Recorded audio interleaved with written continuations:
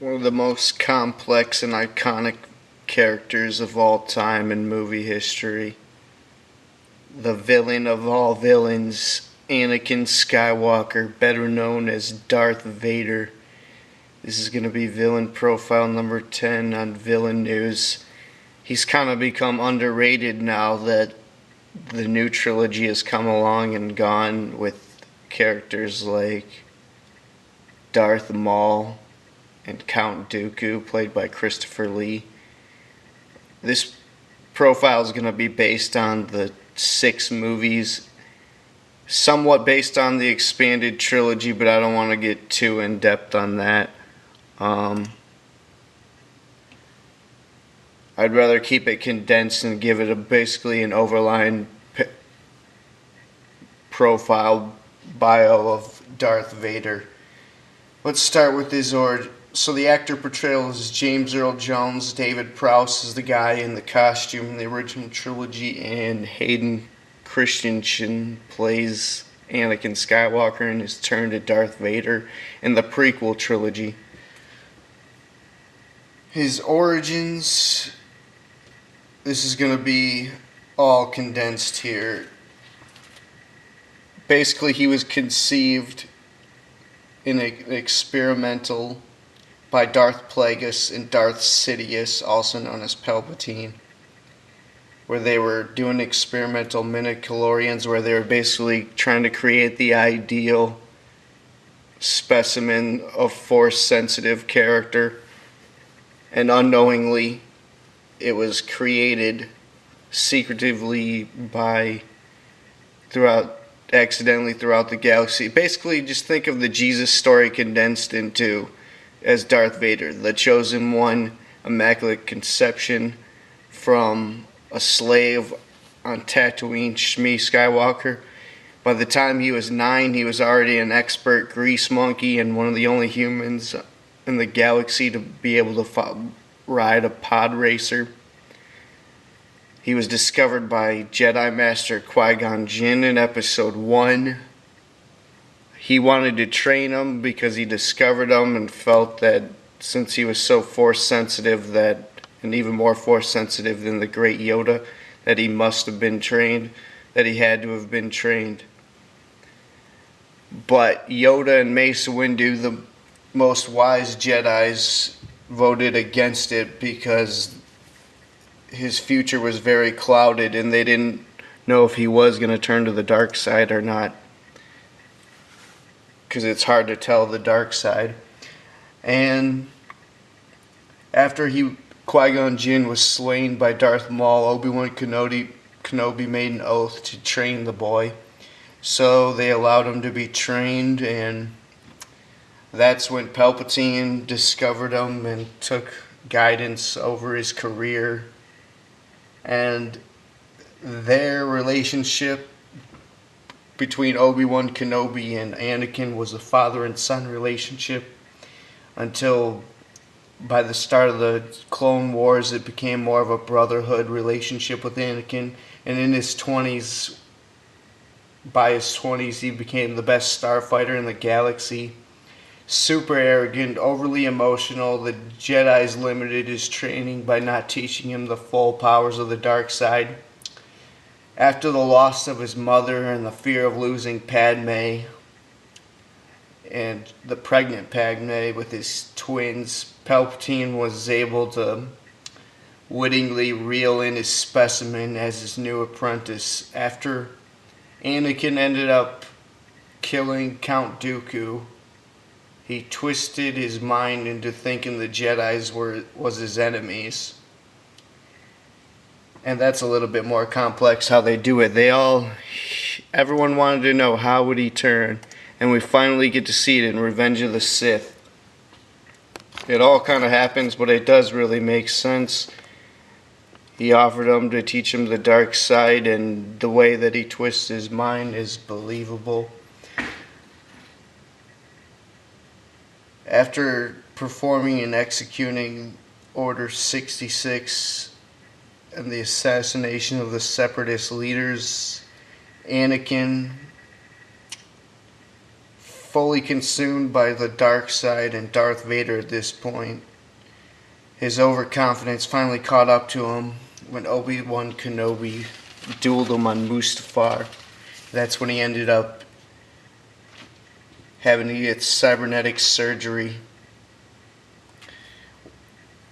And Palpatine ended up making him stay awake so that it would fulfill his rage, and that carried over for the next 20 years and ended up killing Padme with his rage. And the cyborg technology used on him was better than the one that was used on General Grievous. The physical and psychological damage caused him to never reach his full potential. He was supposed to be stronger than Sidious, and it took him years to adjust to his armor. As you can see, he collapses from being the weight of his armor being so strong. He was then connected to the movable life support breathing system, cybernetic arms, limbs, and legs.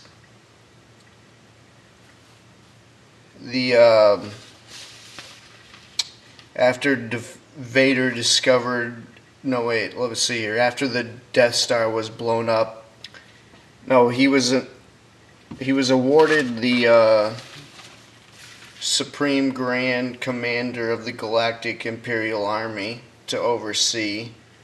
And after the Death Star was blown up, he was obsessed with finding the identity of the pilot. It took all that time. After Vader discovered it was Luke Skywalker, his son, he devised a plot to rule the galaxy with Luke after turning him to the dark side. Instead, Sidious sensed this and made Vader bring Luke before him. It took all that time and the support from Luke to see things clearly. In the end, he fulfilled his destiny and brought balance to the Force by supposedly destroying the Emperor when he threw him down the elevator, or the shaft. I forget what it's called. Basically, when he throws the Emperor down the Death Star shaft, the Death Star 2 shaft, at the end of Return of the Jedi, and supposedly kills him. He died due to the Force lightning effects, and his breathing mask being taken off is his outcome. His power and opinion wasn't really that well respected among Imperial officers, even though they didn't understand the dark side. Vader was still feared. His dark side powers he would use his dark side powers to influence military decisions. This was all during the Galactic Civil War era. Let's change up the picture one last time here.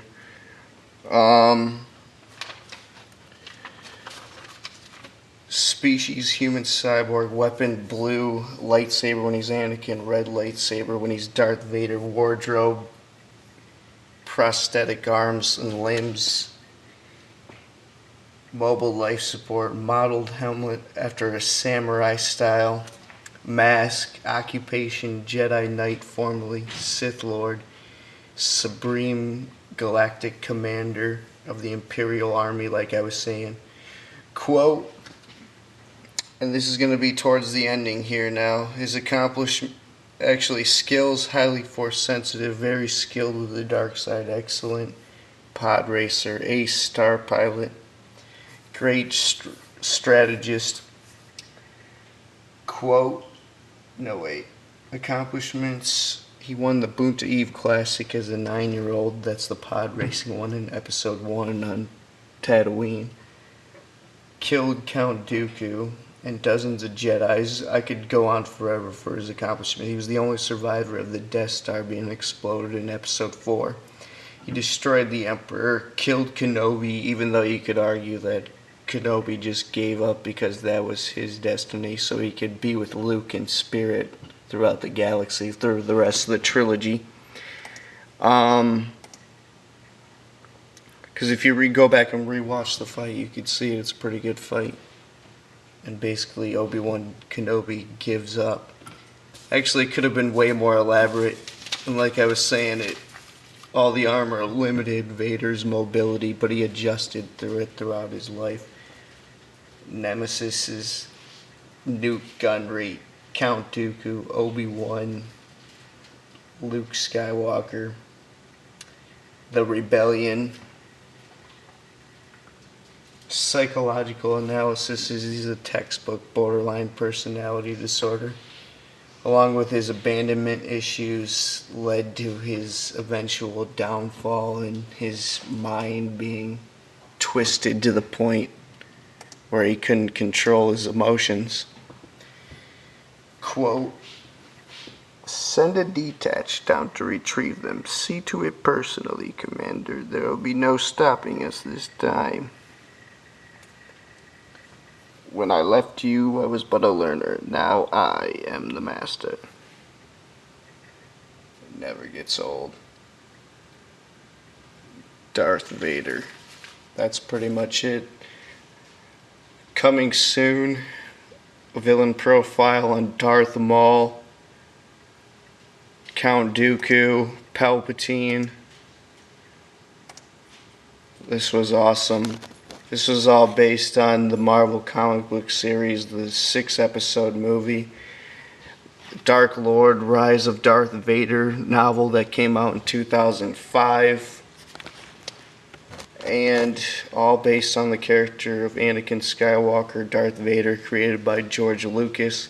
This was JBM from VillainNews. Check out my channel for horror and comic book and movie news and other villain profiles that I've done. And if I got anything wrong or misspoken anything, just leave me a message or correct me. I'm out.